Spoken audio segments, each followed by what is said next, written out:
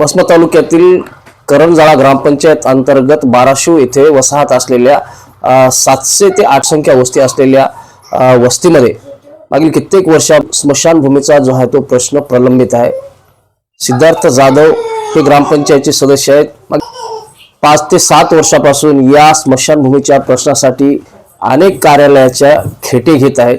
जिल्हाधिकारी असेल, मंत्रालयाने असे अनेक खेटे घेतले आहेत। कमिशनर पर्यंत सुद्धा यांनी या स्मशानभूमीच्या प्रश्नासाठी वाचा फोडलेले, परंतु आजपर्यंत या वसाहतीला स्मशानभूमी मिळालेली नाही। सध्या तरी स्मशानभूमीचा हा प्रश्न प्रलंबित आहे। नेमकं स्मशानभूमी नसल्यामुळे अंतिम संस्कार हे कुठे केले जातात, माणूस मेल्यानंतरही माणसाला सन्मानानं अंतिम संस्कार केले जात नाहीत। या संदर्भात आपल्यासाठी बोलण्यासाठी आपल्यासोबत सिद्धार्थ जाधव आहेत। मला सांगा, हा जो संघर्ष आहे तुम्ही कधीपासून करता, सध्या परिस्थिती काय, किती लोकसंख्याची परिस्थिती आहे? या ठिकाणी 600 ते 700 लोकसंख्या आहे। 2022 पासून या प्रश्नाला वाचा फोडण्याचा प्रयत्न केला आहे। मी या ठिकाणी 2 वेळेस आमरण उपोषण करूनही प्रश्न मिटलेला नाही। माननीय जिल्हाधिकारी कार्यालय तसेच माननीय उपविभागाधिकारी कार्यालय यांच्या ठिकाणी देखील उपोषण केलं। त्यांनी लेखी दिलं मला की तुमचा प्रश्न मिटवेल तात्काळ आणि गावात जाऊन जागेवर पाहणी होईल आणि तो प्रश्न मिटवण्यात येईल, परंतु अद्याप काही मिटवलं नाही। परंतु याच्यानंतर आम्ही लेखी दिल्यानंतर थांबलो। त्याच्यावर पुन्हा आम्ही ग्रामपंचायत प्रशासनाच्या वतीनं आम्ही एक या ठिकाणी येणाऱ्या निवडणुका आगामी आणि मतदानावर बहिष्कार म्हणून एक पण निवेदन दिलं। दिनांक डिसेंबर 2025 ला दिलं होतं। त्यावर देखील शासनाने कुठली दखल न घेता प्रलंबित प्रश्न ठेवला। आमच्या स्मशानभूमीच्या सोबतच इतर जे 7 प्रश्न आहेत, स्मशानीसह 7 प्रश्न आहेत जे की मूलभूत आहेत आणि सर्वसामान्य जनतेला न्याय देणारे आहेत। सर्वसामान्य जनता त्रस्त आहे करंजाळा गावची। याकडे ग्रामपंचायत प्रशासन असेल, ग्रामविकास प्रशासन असेल, सार्वजनिक बांधकाम विभाग असेल, महसूल विभाग असेल, यांनी दखल घ्यावी आणि या दखल घ्यावी म्हणून आम्ही निवेदन देऊनही दखल न घेतल्यामुळे दिनांक 27 जानेवारी 2026 ला आम्ही रास्ता रोको आंदोलन केलं। माननीय जिल्हाधिकारी, माननीय समाज कल्याण अधिकारी, माननीय उपविभागाधिकारी, माननीय पोलीस निरीक्षक हट्टा यांना देखील निवेदन दिलं आणि लेखी देऊन आम्ही जाहीर रास्ता रोको आंदोलन केलं की जी शासनानं याची दखल घेऊन आम्ही वाचा फोडावी आमच्या आंदोलनाला आणि सर्वसामान्य जनतेला न्याय द्यावा। जर हा प्रश्न नाही मिटला तर येणाऱ्या 28 एप्रिल पासून बेमुदत आमरण उपोषण आझाद मैदान मुंबई येथे करेल मी। एकंदरीत सध्याची जी परिस्थिती आहे, स्मशानभूमी अंतिम संस्कार कुठे केले जातो? अंतिम संस्कार या ठिकाणी एक तर करंजाळा गावात केला जातो, नाही तर तपोनला, परंतु नाही जवळा बाजार, पण त्या ठिकाणी विरोध केला जातो। या ठिकाणी आता जे परिस्थिती गोसावी समाजाची, त्यांना दफन करण्यासाठी एक 17 महिन्यात करावं लागतं एका शेतकऱ्याच्या विनंती करून।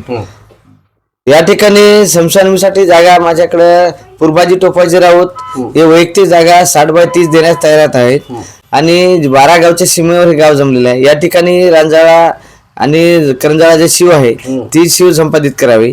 या ठिकाणी शासकीय जमीन गट नंबर 76 आहे, परंतु या ठिकाणी नको का, तर भावनिक मुद्दा धार्मिक होऊ शकतो। या ठिकाणी गावाच्या मध्यभागी महाविद्यालय, मंगल कार्यालय, मंदिर, शाळा असल्यामुळं या ठिकाणी स्मशानभूमी करणे योग्य नाही। एकंदरीत कुठलीही जमीन शासकीय असो किंवा खाजगी जमीन असो ही अंतिम संस्कारासाठी संपादित करण्यात यावी असंही या ठिकाणी सांगितलेलं आहे। मला सांगा, तुम्ही जे आता बोललात की हे जे बाराशिव असेल आणि 17 मैल असेल, किती किलोमीटर अंतर आहे? आणि करंजाळा 3 किलोमीटर, जवळ बाजार 3 किलोमीटर, 17 मैल 1.5 किलोमीटर इतक्या अंतरावर पावसामध्ये, थंडीमध्ये, उन्हामध्ये, वाऱ्यामध्ये प्रेत घेऊन जावं लागतं, विनंती करावं लागते, हालापेष्ट आर्थिक अडचण करावं लागते, हेळसाण होते, नातेवाईकांची परेशानी होते, अंतिम संस्काराला मिळतो का नाही वेळेला। 1200 ठिकाण चांगले असताना कुठं प्रेत न्यावं लागतं, कधी जवळ्याला न्यावं, 17 महिन्यात कधी करंजाळ्याला। ही जे हेळसाण सर्वसामान्य जनतेला, देशाला स्वातंत्र्य म्हणून 77 वर्ष स्वातंत्र्य अमृत महोत्सव साजरा करत आहोत, परंतु काय उपयोग आहे? या स्वातंत्र्याचा अमृत महोत्सव जे आहे सर्वसामान्य जनतेला न्याय मिळत नाही। हिंगोली जिल्ह्याची निर्मिती होऊन 27 वर्ष झाली आणि हिंगोली जिल्ह्याचा हा विकास दिसत आहे की समसवणीचा प्रश्न आहे.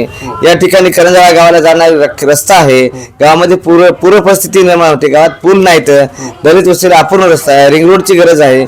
1200 वनमाने या ठिकाणी दुतर्फा नाली सिमेंटची असताना तिथे बांधकाम झालेलं नाही, ती बांधकाम नाली करण्यात यावी. दलित वस्तीमध्ये रस्ते, सार्वजनिक नाल्या हे देखील प्रश्न प्रलंबित आहे. मागच्या उपोषणामध्ये मला लेखी दिलं होतं प्रशासनानं, परंतु ग्रामपंचायतनं अद्याप रस्ता दलित वस्तीत टाकलेलाच नाही. माझ्या घरासमोर पाहता परिस्थिती कशी आहे तुम्ही, आणि करंजाळ्यामध्ये तुम्ही पहा येऊन पूर परिस्थिती कशी निर्माण होते.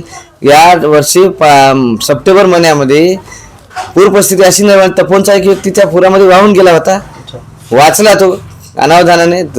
3 तास परिस्थिती पूर परिस्थिती. या ठिकाणी मान्य तहसीलदार, मंडळ अधिकारी यांना देखील फोनवरती कळवलं होतं.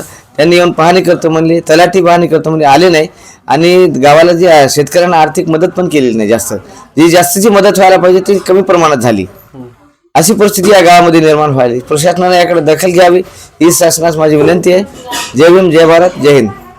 एकंदरीत पाहिलं तर शासनाकडून सर्वसामान्य नागरिकांचे प्रश्न सोडवण्यासाठी अनेक विकास कामे केली जातात, योजना केल्या जातात, परंतु करंजाळातर्फे या धाराशिवमध्ये जी काही वस्ती आहे 700 ते 800 लोकसंख्या वस्ती आहे आणि या वस्तीमध्ये माणूस मेल्यानंतरही माणसाचे अंतिम संस्कार करण्यासाठी जागा नसल्यामुळे ही लज्जास्पद गोष्ट आहे. आणि एकंदरीत पाहिलं तर खऱ्या अर्थानं हिंगोली जिल्हा हा 27 वर्ष होऊन हिंगोलीची जिल्ह्याची ही निर्मिती झालेली आहे आणि त्याही अगोदरपासून ही वस्ती या ठिकाणी वसलेली आहे आणि या वस्तीला आतापर्यंत अंतिम संस्कार करण्यासाठी जर जागा नसेल तर ही इथल्या महसूल प्रशासनाला असेल लज्जास्पद वाटणारी ही गोष्ट आहे. त्यामुळे या ठिकाणी सिद्धार्थ जाधव सामाजिक कार्यकर्ते सोबत या वस्तीतले काही नागरिक घेऊन येत्या काही दिवसामध्ये मंत्रालयामध्ये खूप मोठं आंदोलन छेडण्यात येईल असा इशारा या ठिकाणी दिलेला आहे.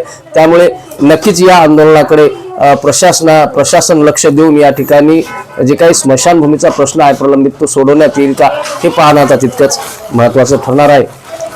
बातम्यांसाठी मी धाराशिववरून भगवान जाधव.